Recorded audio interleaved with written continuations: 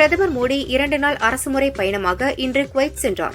விமான நிலையத்தில் அந்நாட்டு அதிகாரிகள் மோடியை உற்சாகத்துடன் வரவேற்றனர். அந்நாட்டில் இந்திய தொழிலாளர்கள் தங்கியுள்ள முகாமிற்கு சென்று பிரதமர் மோடி பார்வையிடுகிறார். குவைத் வாழ் இந்தியர்களிடம் உரையாற்ற உள்ளார். இந்த பயணத்தின் போது இரு நாடுகளுக்கும் இடையே பாதுகாப்பு, வர்த்தகம் உள்ளிட்ட துறைகளில் ஒத்துழைப்பை மேம்படுத்த பேச்சுவார்த்தை நடத்த திட்டமிடப்பட்டுள்ளது. பிரதமர் மோடி குவைத் செல்லும் செய்தியை அறிந்த எக்ஸ் பயனர் ஒருவர் தனது 101 வயது தாத்தாவை சந்திப்பீர்களா என்று பிரதமர் மோடியிடம் வேண்டுகோள் விடுத்து எக்ஸ் தளத்தில் பதிவிட்டிருந்தார். அதற்கு மோடியும் நிச்சயமாக என பதிலளித்திருந்தார். இந்நிலையில் குவைத் சென்ற பிரதமர் மோடி 101 வயதான மங்கள் ஜெயின் ஹண்டாவை நேரில் சந்தித்தார். கை குலுக்கி நலம் விசாரித்தார். மேலும் மகாபாரதத்தை அரபி மொழியில் வெளியிட்டவர்களையும் சந்தித்தார். ராஜஸ்தான் மாநிலம் ஜெய்சால்மரில் நடந்த 55வது GST கவுன்சில் கூட்டத்தில் பாப்கார்னுக்கும் பயன்படுத்தப்பட்ட காருக்கும் வரி விதிக்க பரிந்துரைக்கப்பட்டுள்ளது. பாப்கார்ன் சுவைக்கு ஏற்ப 5% முதல் 18% வரை வரி விதிக்க முடிவு செய்யப்பட்டுள்ளது. மேலும் பயன்படுத்தப்பட்ட சிறிய கார்களுக்கான GSTயை 12லிருந்து 18% உயர்த்த கவுன்சில் முடிவு செய்துள்ளது. இந்தியா மீது சுமத்தியுள்ள கடுமையான குற்றச்சாட்டுகளுக்கு கனடா எந்த ஆதாரமும் கொடுக்கவில்லை. பொய் குற்றச்சாட்டுகளால் இருதரப்பு உறவுகளுக்கு தீங்கு விளைவிக்கும் என ராஜ்யசபாவில் வெளியுறவுத்துறை இணையமைச்சர் கீர்த்திவர்தன் சிங் தெரிவித்துள்ளார். இந்திய மண்ணிலிருந்து தேச விரோத சக்திகளாக செயல்படும் கனடா அதிகாரிகள் மீது நடவடிக்கை எடுக்க வேண்டும் எனவும் இந்தியர்களின் பாதுகாப்பை உறுதி செய்வதை முக்கியத்துவம் வாய்ந்ததாக பார்க்கிறோம் எனவும் தெரிவித்தார். பார்லிமெண்ட் வளாகத்தில் பாஜக எம்பிக்கள் தாக்கப்பட்ட விவகாரம் தொடர்பாக எதிர்க்கட்சித் தலைவர் ராகுலிடம் விசாரிக்க டெல்லி போலீஸ் முடிவு செய்துள்ளது.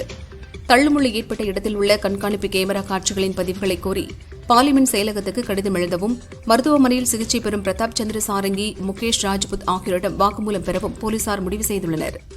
அயோத்தியில் ராமர் கோவில் கட்டப்பட்ட பிறகு அதேபோன்ற பிரச்சனையை பல்வேறு இடங்களிலும் எழுப்பி இந்துக்களின் தலைவர்கள் ஆகலாம் என சிலர் நினைக்கின்றனர். இதை ஏற்றுக்கொள்ள முடியாது என RSS தலைவர் மோகன் பாகவத் தெரிவித்துள்ளார். இதை தொடரவிடக்கூடாது, நாம் ஒன்றாக சேர்ந்து வாழ முடியும் என்பதை உணர்த்த வேண்டும் எனவும் தெரிவித்தார். கேரளாவின் வயநாடு லோக்சபா தொகுதி இடைத்தேர்தலில் பாஜக வேட்பாளர் நவ்யா ஹரிதாஸை எதிர்த்து காங்கிரஸ் சார்பில் போட்டியிட்ட பிரியங்கா வெற்றி பெற்றார்.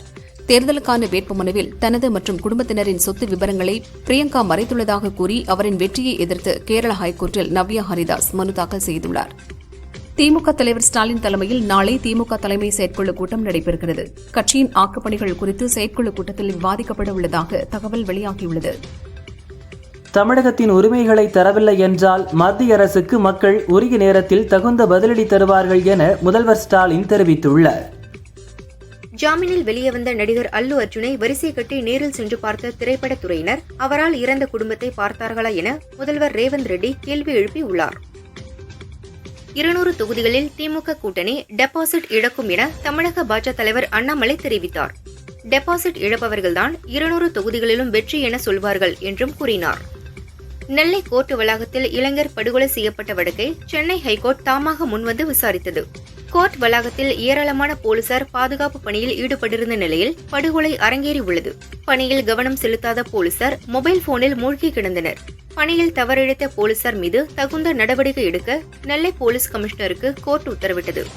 தமிழக சட்டசபையில் திமுக அரசு முதல்வர் ஸ்டாலின் உதயநிதியை பாராட்டி பேசினால் மட்டுமே தொடர்ந்து பேச முடியும். அரசின் தவறுகளை சுட்டிக்காட்டினால் சட்டசபை தலைவர் உடனே உரத்த குரலில் குறுக்கிடுவார். மைக் இணைப்பு துண்டிக்கப்படும். இதுதான் திமுக ஜனநாயகத்தை காக்கும் லட்சணம் என பாஜக MLA வானதி தெரிவித்தார். மேலும் பார்லிமெண்டை திட்டமிட்டு முடக்கியதே இந்திய கூட்டணி கட்சிகள்தான் என்றும் தெரிவித்தார். பல்கலைக்கழக துணைவேந்தர் தேடுதல் குழு விவகாரத்தில் கவர்னர் அவருக்கு பிடித்தபடி செய்ய வேண்டும் என்று கூறினால் அதற்கு நாங்கள் ஆள் கிடையாது என சட்ட அமைச்சர் ரகுபதி தெரிவித்தார். நாங்கள் சட்டப்படி செய்கிறோம். சட்டப்படி அது இல்லை என்றால் யார் வேண்டுமென்றாலும் நீதிமன்றத்திற்கு செல்லலாம் என அவர் கூறினார். சென்னையில் வெள்ளம் பாதித்ததால் 6000 வழங்கும் திமுக அரசு விழுப்புரத்திற்கு 2000 மட்டுமே கொடுப்பது பாரபட்சமானது என அதிமுக ராஜ்யசபா MP CV சண்முகம் கூறினார்.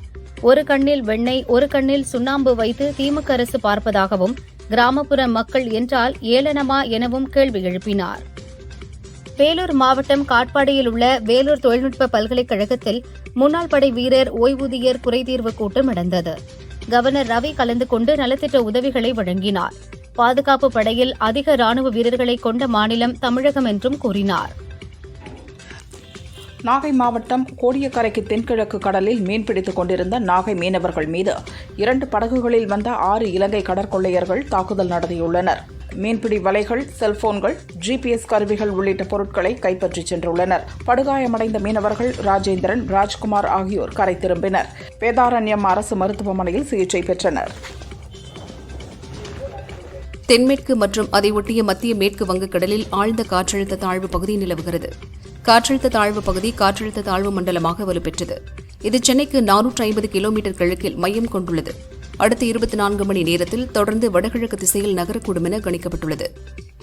காற்றழுத்த தாழ்வு மண்டலம் வலுவடைந்துள்ள நிலையில் தமிழகத்தில் ஒரு சில இடங்கள், புதுச்சேரி மற்றும் காரைக்காலில் அதிகாலை வேளையில் ஓரிரு இடங்களில் லேசான பனிமூட்டம் காணப்படும். மத்திய மேற்கு வங்கக்கடல் பகுதியில் சூறாவளி காற்று வீச வாய்ப்புள்ளதால் இப்பகுதிகளுக்கு மீனவர்கள் செல்ல வேண்டாம் என வானிலை மையம் அறிவுறுத்தியுள்ளது. வங்கக்கடலில் காற்றழுத்த தாழ்வு மண்டலம் உருவானதைத் தொடர்ந்து 9 துறைமுகங்களில் 1ஆம் எண் புயல் எச்சரிக்கை கூண்டு ஏற்ற அறிவுறுத்தப்பட்டுள்ளது. சென்னை, கடலூர், நாகை, எண்ணூர், காட்டுப்பள்ளி, புதுச்சேரி, காரைக்கால், பாம்பன், தூத்துக்குடியில் 1ஆம் எண் புயல் எச்சரிக்கை கூண்டு ஏற்றப்படுகின்றன. கூகுள் நிறுவனத்தின் செயல்திறனை அதிகப்படுத்தும் நோக்கத்தில் டைரக்டர், துணைத் தலைவர் போன்ற நிர்வாக பணியாளர்கள் 10% பேரை வேலையில் இருந்து கூகுள் நிர்வாகம் அதிரடியாக நீக்கியுள்ளது. நிறுவனத்தின் செயல்திறனை இரட்டிப்பாக்கும் நீண்டகால நோக்கத்தின் ஒரு பகுதியாக இந்த நடவடிக்கை எடுத்துள்ளதாக தெரிவித்துள்ளது. வங்கதேசத்தில் கடந்த 2 நாட்களில் தினாஜ்பூர், பீல்தோரா மற்றும் ஷாகுவாய் பகுதிகளில் உள்ள 3 இந்து கோவில்களில் மீண்டும் சிலைகள் சேதப்படுத்தப்பட்டன. சிலைகளை சேதப்படுத்திய 27 வயதான அலல்வுதீன் என்ற இளைஞரை போலீசார் கைது செய்து சிறையில் அடைத்தனர். பிரபல மலையாள எழுத்தாளர் MT வாசுதேவன் நாயர், வயது 91. இதய செயலிழப்பு காரணமாக கேரள மாநிலம் கோழிக்கோடு பேபி மெமோரியல் மருத்துவமனையில் தீவிர சிகிச்சை பிரிவில் சிகிச்சை பெற்று வருகிறார். இருதய நோய் நிபுணர்கள், அவசர சிகிச்சை பிரிவு நிபுணர்கள் உட்பட பல்துறை நிபுணர்கள் அவரது உடல்நிலையை தொடர்ந்து கண்காணித்து வருகின்றனர். உயிர்காக்கும் சிகிச்சை அளிக்கப்பட்டு வருவதாக மருத்துவமனை நிர்வாகம் தெரிவித்துள்ளது. ராமநாதபுரம் தத்வமசி ஐயப்பா சேவா அறக்கட்டளையின் சார்பில் 10ஆம் ஆண்டு அன்னதான விழா எருமேலியிலிருந்து நிலக்கல் செல்லும் வழியில் பம்பாவேலி பாலம் அருகில் நடைபெற உள்ளது. சபரிமலை மண்டல பூஜை மற்றும் மகர விளக்கு பூஜைக்கு அறக்கட்டளையின் சார்பாக பக்தர்களுக்கு உணவுப் பொருட்கள் வழங்கப்பட்டது. நீலகிரி மாவட்டம் உதகையில் ஸ்ரீ ஐயப்ப சுவாமி கோயிலில் 70வது ஆண்டு தேர் திருவிழா நடந்தது. நீலகிரி SP நிஷா விழாவில் கலந்து கொண்டு தேரினை வடம் பிடித்து இழுத்தார்.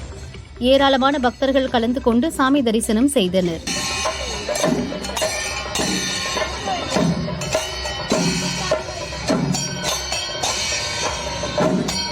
கும்பகோணம் அருகே திருநரையூர் ராமநாதசாமி கோயிலில் உள்ள மங்கள சனீஸ்வர பகவானுக்கு மார்கழி மாத முதல் சனிக்கிழமையொட்டி சிறப்பு அபிஷேக ஆராதனை நடந்தது. திரளான பக்தர்கள் கலந்து கொண்டு வழிபட்டனர். மண்டல மகர விளக்கு பூஜையை ஒட்டி சபரிமலையில் தரிசனம் செய்ய வரும் பக்தர்களுக்கு புதிய கட்டுப்பாடு விதிக்கப்பட்டுள்ளது. 25, 26ஆம் தேதிகளில் தலா 50,000 பக்தர்களுக்கு மட்டுமே ஆன்லைன் முன்பதிவுக்கு அனுமதி வழங்கப்பட்டுள்ளது. ஜனவரி 12, 14ஆம் தேதிகளிலும் தலா 50,000 பக்தர்களுக்கு மட்டுமே ஆன்லைனில் முன்பதிவு செய்ய அனுமதிக்கப்பட்டுள்ளது. இந்த நாட்களில் ஸ்பாட் புக்கிங் வசதி கிடையாது என்றும் தேவசம் போர்டு தெரிவித்துள்ளது. கோவை தடாகம் அருகே சோமையம்பாளையம் குடியிருப்பு பகுதிக்குள் இரவு குட்டிகளுடன் 6 யானைகள் வரிசையாக நடந்து சென்ற காட்சி சோசியல் மீடியாவில் வைரலாகி வருகிறது. உத்தரப்பிரதேச மாநிலம் பிரயாக்ராஜில் ஜனவரி 13 முதல் பிப்ரவரி 26 வரை மகா கும்பமேளா நடக்க உள்ளது. பிரயாக்ராஜ் கும்பமேளாவுக்கு வரும் பக்தர்கள் வசதிக்காக தற்காலிக குடில்கள், கழிப்பறைகள், கடைகள் அமைக்கும் பணி தீவிர கதியில் நடந்து வருகிறது.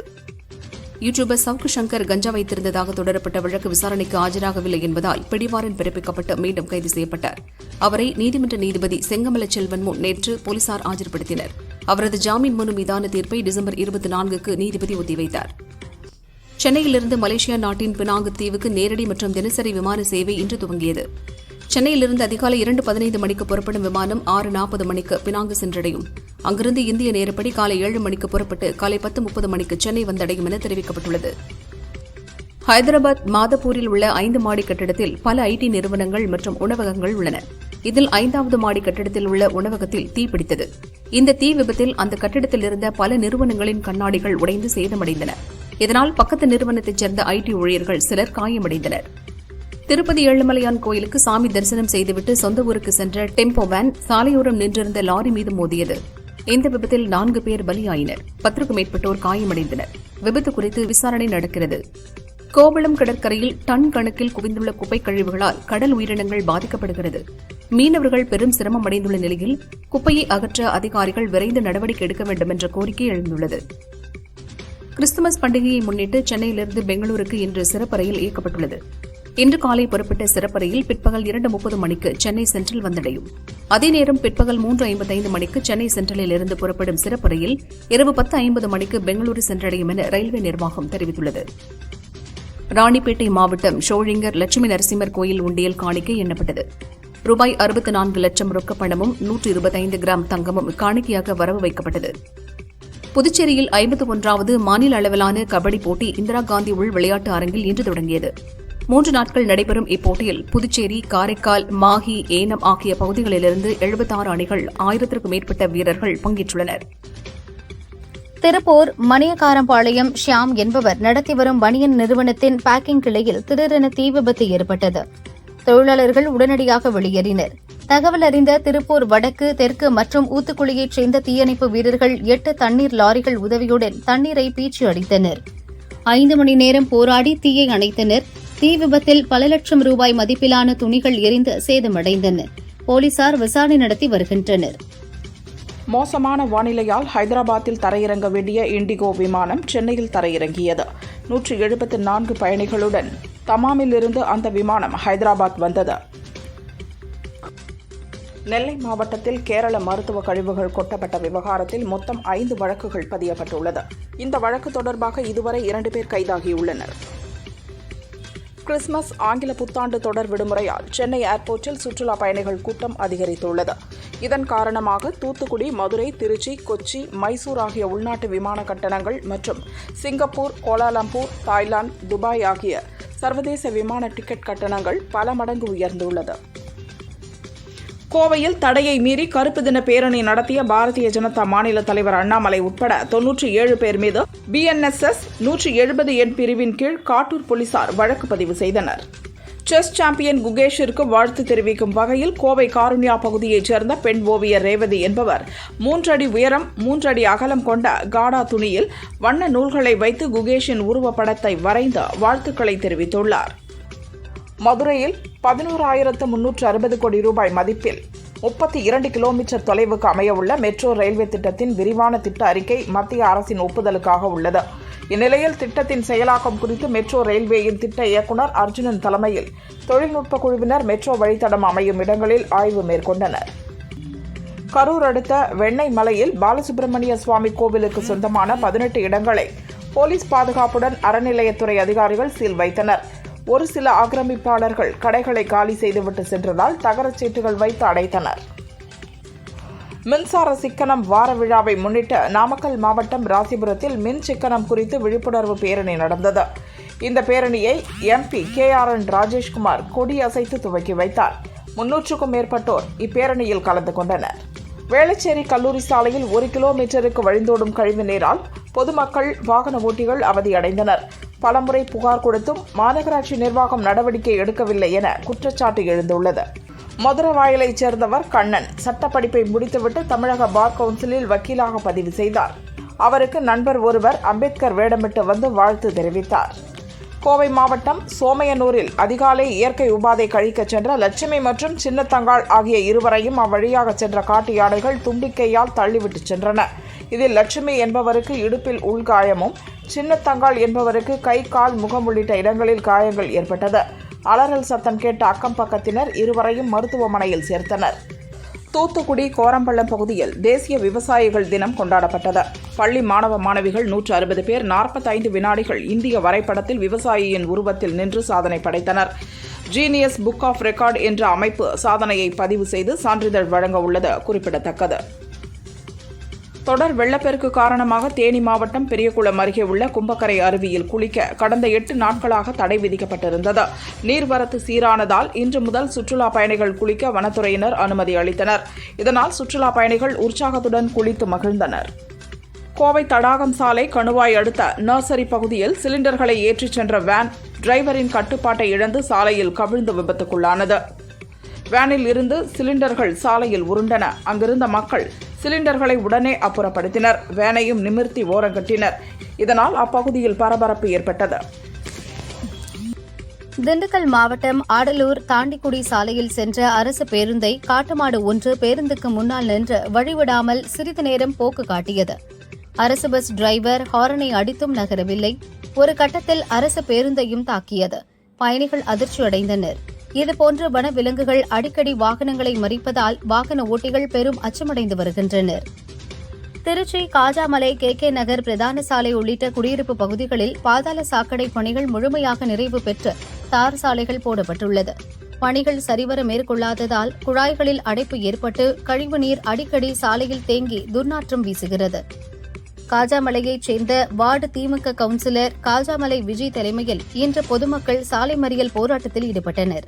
புதுச்சேரியில் ஜனவரி 1ஆம் தேதி முதல் ஹெல்மெட் அணிவது கட்டாயமாக்கப்பட்டுள்ளது. இதுகுறித்த விழிப்புணர்வு பிரச்சாரங்களை போலீசார் மேற்கொண்டனர். சாலையில் வாகன ஓட்டிகளிடம் போக்குவரத்து விதிமுறைகள் குறித்து போலீசார் கேள்விகளை கேட்டனர். சரியாக பதிலளித்தவர்களுக்கு ஹெல்மெட் வழங்கியும் தவறாக பதிலளித்தவர்களுக்கு லட்டு வழங்கியும் உற்சாகப்படுத்தினர். புதுச்சேரி காலாப்பட்டு சுனாமி குடியிருப்பு பகுதி அருகே நடைபயிற்சி மேற்கொண்ட மீனவர் கோதண்டபாணியை திடீரென பாய்ந்த காட்டுப்பன்றி தாக்கியது. இதில் அவருக்கு கால் மற்றும் கை பகுதியில் காயம் ஏற்பட்டது. இதனைத் தொடர்ந்து காலாப்பட்டு அரசு மருத்துவமனையில் சிகிச்சை பெற்று வீடு திரும்பினார். கிறிஸ்துமஸ் பண்டிகையையொட்டி விடுமுறை அளிக்கப்பட்டதைத் தொடர்ந்து திருச்சி தனலட்சுமி கல்லூரி மாணவர்கள் புதுச்சேரிக்கு சுற்றுலா வந்தனர். தலைமை செயலகம் எதிரே இருக்கக்கூடிய கடலில் குளித்து விளையாடிய போது ஆந்திரா மாநிலம் கடப்பா மாவட்டத்தைச் சேர்ந்த வினித் ரெட்டி என்ற மாணவர் கடல் அலையில் சிக்கி மாயமானார். அவரை தேடும் பணி தீவிரப்படுத்தப்பட்டுள்ளது. திருப்பத்தூர் மாவட்டம் வாணியம்பாடி வெங்கடாபுரம் பகுதியைச் சேர்ந்த 40க்கும் மேற்பட்டோர் நேற்று இரவு மேல்மருவத்தூர் ஆதிபராசக்தி கோயிலுக்கு பஸ்ஸில் சென்றனர். ஆற்காடு 30 வெட்டி அருகே சாலையோரம் சென்றிருந்த மின் ஒயர் கம்பி பஸ்ஸின் மேல் தளத்தில் உரசியதால் கம்பியை பிடித்தபடி நின்ற அகல்யா என்பவர் மின்சாரம் தாக்கி இறந்தார். தமிழகத்தில் தொடர் மழையினால் ஏற்பட்ட பயிர் சேதத்திற்கு 17,000 வழங்குவதை தவிர்த்து அதிமுக ஆட்சியில் வழங்கியது போல் ஏக்கருக்கு 40,000 ரூபாய் வழங்க வேண்டும் என தமிழக விவசாயிகள் சங்க மாநில பொதுச் செயலாளர் உதயகுமார் வலியுறுத்தினார். திருப்பத்தூர் மாவட்டம் நாற்றம்பள்ளி அடுத்த கேதாண்டப்பட்டி திருப்பத்தூர் கூட்டுறவு சர்க்கரை ஆலை நேற்று முன்தினம் துவக்கப்பட்டது. இந்நிலையில் ஒரே நாளில் கரும்பு அரவை இயந்திரத்தில் பழுது ஏற்பட்ட காரணத்தினால் கரும்பு அரவை நிறுத்தப்பட்டுள்ளது. கரும்பு விவசாயிகள் வேதனை தெரிவித்தனர். நெல்லை மாவட்டத்தில் பல்வேறு இடங்களில் மருத்துவ கழிவுகள் கொட்டிய லாரி பறிமுதல் செய்யப்பட்டது. சேலத்தைச் சேர்ந்த லாரி உரிமையாளர் மற்றும் டிரைவரிடம் போலீசார் தீவிரமாக விசாரணை நடத்தி வருகின்றனர். சிசிடிவி காட்சிகள் அடிப்படையாக கொண்டு லாரி பறிமுதல் செய்ததாக போலீஸ் தரப்பில் தகவல் வெளியாகியுள்ளது. விசாரணை அடிப்படையில் தனிப்படை போலீசார் கேரளா விரைந்துள்ளனர். பெரம்பலூரில் உழவர் பெருந்தலைவர் நாராயணசாமி நாயுடுவின் 40வது ஆண்டு நினைவு நாள் கொண்டாடப்பட்டது. புது பஸ் ஸ்டாண்ட் அருகே உள்ள உழவர் பெருந்தலைவர் நாராயணசாமி நாயுடுவின் திருவுருவ சிலைக்கு தமிழக விவசாயிகள் சங்கத்தினர் மாலை அணிவித்து மலரஞ்சலி செலுத்தினர்.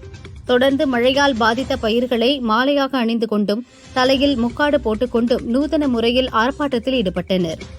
2024ஆம் ஆண்டுக்கு தமிழில் சாகித்ய அகாடமி விருதுக்கு சென்னையைச் சேர்ந்த வரலாற்று ஆய்வாளர் வெங்கடாஜலபதி நெல்லை எழுச்சி குறித்த நூலுக்கு தேர்வு செய்யப்பட்டுள்ளார். வெங்கடாஜலபதி முதல்வர் ஸ்டாலினை சந்தித்து தமது புத்தகங்களை வழங்கி வாழ்த்து பெற்றார். திருச்சி கவி பாரதி நகர் கோல்டன் அவென்யூவில் சாலைகள் குண்டும் குழியுமாக உள்ளது. சீரமைப்பதில் மாநகராட்சி நிர்வாகம் மெத்தனம் காட்டி வருகிறது. ஆத்திரமடைந்த மக்கள் 200க்கும் மேற்பட்டோர் உடையான்பட்டி சாலையில் மறியலில் ஈடுபட்டனர். அதிகாரிகள் மற்றும் போலீசார் சமரசம் செய்தனர். பொன்னேரி அருகே கோர்ட் உத்தரவின் பேரில் அங்கிருந்த கிராம கோவிலை இடிக்க அதிகாரிகள் நடவடிக்கை எடுத்தனர். அப்போது பொதுமக்கள் வந்து முற்றுகையிட்டதால் பரபரப்பு ஏற்பட்டது. இது தொடர்பாக மேல்முறையீடு செய்ய உள்ளதாகவும் கால அவகாசம் வேண்டும் எனவும் மக்கள் கேட்டுக் கொண்டதால் தற்காலிகமாக கோயில் இடிக்கப்படுவது நிறுத்தப்பட்டது. கோயம்பேட்டில் ஜல்லி ஏற்றி வந்த லாரியிலிருந்து குதித்த ஓட்டுநர் அதே லாரியின் அடியில் சிக்கி பலியான சம்பவம் சோகத்தை ஏற்படுத்தியுள்ளது. புதுச்சேரியில் அதிருப்தி பாஜக எம்எல்ஏக்கள் கவர்னர் கைலாஷ்நாதனை இன்று சந்தித்தனர். சற்று நேரத்தில் சபாநாயகர் செல்வமும் கவர்னர் மாளிகை வந்தார். கவர்னரிடம் அலுவல் ரீதியாக பேசியதாக தெரிவித்த சபாநாயகர் செல்வம் முதல்வருடன் நெருக்கமாக இருப்பதால் தன் மீது சிலர் அதிருப்தியில் இருக்கலாம் என கூறினார்.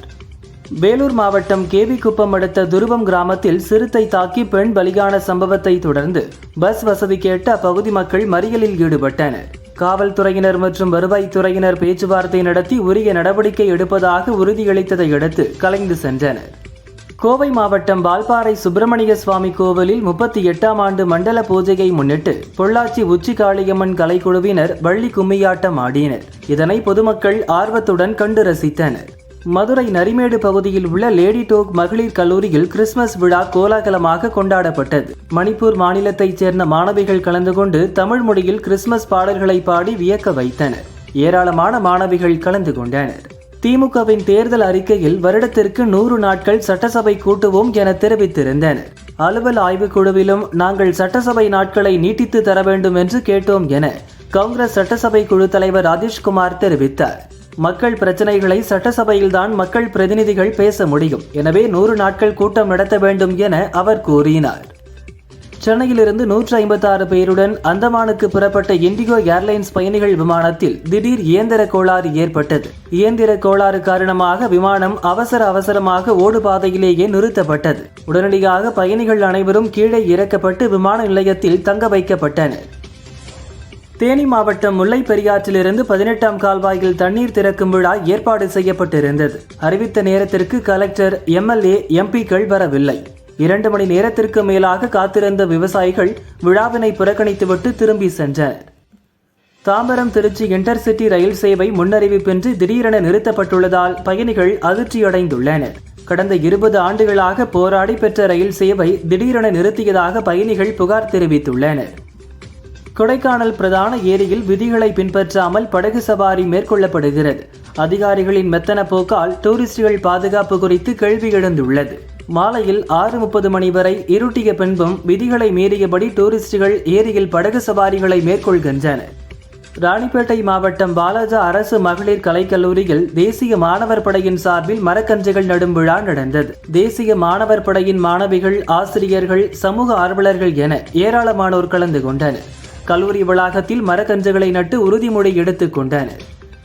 நீலகிரி மாவட்டம் கூடலூர் ஸ்ரீமதுரை ஊராட்சி தலைவர் சுனில் தனது 5 ஆண்டு பதவிக்கால முடிவுக்கு வந்ததை தொடர்ந்து உறுப்பினர்கள், அதிகாரிகள் மற்றும் பொதுமக்களோடு இணைந்து விழாவாக கொண்டாடினார்.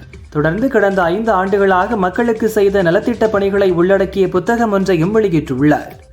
ராணிப்பேட்டை மாவட்டம் பணப்பாக்கம் பஸ் ஸ்டாண்டிலிருந்து காஞ்சிபுரம், பானாவரம் மற்றும் வெளிதாங்கிபுரம் ஆகிய 2 புதிய வழித்தட பேருந்துகள் சேவை தொடக்க நிகழ்ச்சி பணப்பாக்கத்தில் நடைபெற்றது. கைத்தறி மற்றும் துணிநூல் அமைச்சர் காந்தி பேருந்து சேவையை மக்களின் பயன்பாட்டிற்கு தொடங்கி வைத்தார். தஞ்சை மாவட்டம் திருவிடைமருதூர் தாலுகா பந்தநல்லூர் செல்லும் சாலையில் கலியபெருமாள் என்பவருக்கு சொந்தமான தோட்டத்திற்குள் 180 ml அளவு கொண்ட 1700 சாராய பாட்டில்களை போலீசார் பறிமுதல் செய்தனர். கன்னியாகுமரி மாவட்டத்தில் உள்ள திருப்பரப்பு அருவியில் விடுமுறை தினம் என்பதால் ஏராளமான சுற்றுலா பயணிகள் குவிந்தனர். ஐயப்ப பக்தர்களும் அருவியில் உற்சாகமாக நீராடி மகிழ்ந்தனர். கொடைக்கானல் கோக்கர்ஸ்பாக் பகுதியில் உள்ள குறிஞ்சி பூங்கா பராமரிப்பு இல்லாமல் அழிவின் விளிம்பில் உள்ளது. செடிகள் முற்றிலும் அழிந்து பொலிவை இழந்துள்ளது.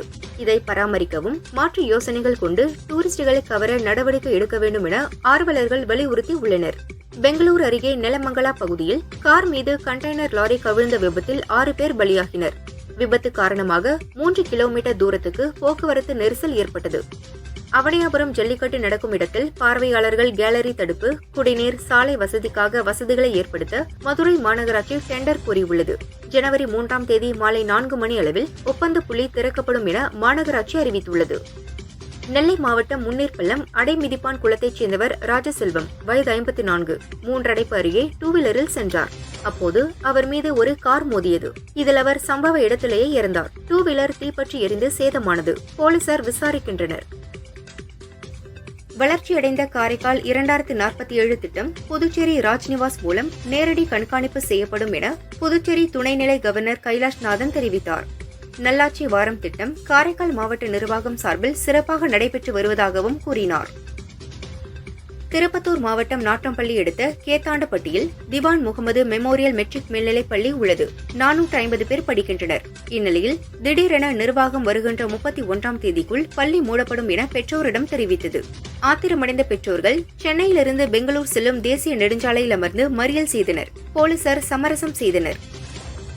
கோயம்பேட்டில் பைனான்சியரை தாக்கி காரை கடத்தி சென்ற வழக்கில் பெண் உட்பட 4 பேரை போலீசார் கைது செய்துள்ளனர். 4 பேரிடம் விசாரணை நடக்கிறது. ஆந்திர மாநிலம் அனந்தபூரில் வங்கி மேலாளருக்கு வாடிக்கையாளர் போன்று போன் செய்து சைபர் குற்றவாளிகள் 9,50,000 ரூபாயை மோசடி செய்த சம்பவம் பரபரப்பை ஏற்படுத்தியுள்ளது. திருப்பதி ஏழுமலையான் கோயிலில் சாமி தரிசனத்திற்கான டிக்கெட்டுகளை பக்தர்களுக்கு அதிக விலைக்கு விற்ற போலீஸ் கான்ஸ்டபிளை விஜிலன்ஸ் அதிகாரிகள் பிடித்து விசாரணை மேற்கொண்டுள்ளனர். சேலம் மாவட்டம் ஏற்காட்டைச் சேர்ந்த தனலட்சுமி என்பவரிடம் 2 டன் மிளகு வாங்கிவிட்டு 14 லட்சத்திற்கான செக் கொடுத்து ஏமாற்றிய கருப்புசாமி என்பவரை கோவை ராமநாதபுரம் போலீசார் தேடி வந்தனர். அவரது செல்போன் டவர் சிக்னலை வைத்து சின்னவேடம்பட்டியில் தேடினர். அங்கு மகாராஷ்டிர கவர்னர் ராதாகிருஷ்ணன் பங்கேற்ற நிகழ்ச்சியில் திமுக தொண்டர் போல் வந்திருந்தார். போலீசார் அவரை மடக்கி பிடித்து கைது செய்தனர். கருப்புசாமி மீது கோவை ராமநாதபுரம், பீளமேடு, சாய்பாபா காலனி, சூலூர் உள்ளிட்ட போலீஸ் ஸ்டேஷன்களில் 19 மோசடி வழக்குகள் ஏற்கனவே பதிவாகி இருந்தது முதல்கட்ட விசாரணையில் தெரியவந்தது. மேலும் தொடர்ந்து விசாரித்து வருகின்றனர். கோவை வடவள்ளி பெரியார் நகரைச் சேர்ந்தவர் ரமேஷ்.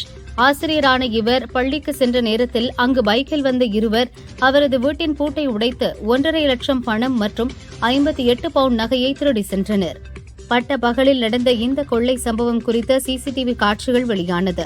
வடவள்ளி போலீசார் வழக்கு பதிவு செய்து விசாரித்து வருகின்றனர். காஞ்சிபுரம் புதுப்பாக்கம் பகுதியில் போதையில் தகராறு செய்த மகனை தந்தை மற்றும் மருமகன் அடித்து கொலை செய்த சம்பவம் பரபரப்பை ஏற்படுத்தியுள்ளது. இருவரையும் கைது செய்த போலீசார் அங்கிருந்த குளத்திலிருந்து சடலத்தை மீட்டனர். திருப்பத்தூர் அருகே காரில் கடத்தி வரப்பட்ட பல லட்சம் மதிப்பில் 6 செம்மரக்கட்டைகள் காருடன் பறிமுதல் செய்யப்பட்டது. கடத்தலில் ஈடுபட்ட சாரதி என்பவரை கைது செய்த போலீசார் திருப்பத்தூர் வனத்துறையினரிடம் ஒப்படைத்தனர். முக்கிய குற்றவாளி கொடுமாப்பள்ளி பகுதியைச் சேர்ந்த விக்னேஷை போலீசார் தேடி வருகின்றனர். கனடா மண்ணில் காலிஸ்தான் பயங்கரவாதி ஹர்தீப் சிங் நிஜார் கொல்லப்பட்டதில் இந்திய தூதர்களுக்கு தொடர்பு இருப்பதாக கனடா குற்றம் சாட்டியிருந்தது. இந்நிலையில் குற்றச்சாட்டுகளுக்கு கனடா எந்த ஆதாரமும் கொடுக்கவில்லை. பொய் குற்றச்சாட்டுகளால் இருதரப்பு உறவுகளுக்கு தீங்கு விளைவிக்கும் என மத்திய வெளியுறவுத்துறை இணையமைச்சர் கீர்த்திவர்தன் சிங் தெரிவித்தார். நடிகர் ஜெயம் ரவி ஆர்த்தி விவாகரத்து வழக்கில் குடும்ப நல நீதிமன்ற உத்தரவை அடுத்து நடிகர் ஜெயம் ரவியும் ஆர்த்தியும் சமரச தீர்வு மையத்தில் இன்று ஆஜராகினர். அங்கு 1 மணி நேரத்திற்கும் மேலாக இருவரும் மனம் விட்டு பேசினர். அதைத் தொடர்ந்து வழக்கின் விசாரணை வரும் ஜனவரி 18ஆம் தேதிக்கு ஒத்திவைக்கப்பட்டது. நித்திலன் சாமிநாதன் இயக்கத்தில் விஜய் சேதுபதி நடிப்பில் தமிழில் வெளிவந்த மகாராஜா படம் ரூபாய் 100 கோடி வசூலித்தது. கடந்த மாதம் சீனாவில் வெளியாகி அங்கும் வசூல் சாதனை படைத்துள்ளது. இதுவரை அங்கு 86 கோடி வசூலித்துள்ளது. ராஜமௌலி இயக்கத்தில் பிரபாஸ் நடித்து வெளிவந்த பாகுபலி 2 படம் சீனாவில் 80 கோடி வசூலித்தது. தற்போது அந்த வசூல் சாதனையை மகாராஜா படம் முறியடித்து உள்ளது. ஆரோக்கியமான உணவுகளை எடுத்துக் கொள்வதில் அதிக ஆர்வம் காட்டக்கூடியவர் நடிகை சமந்தா.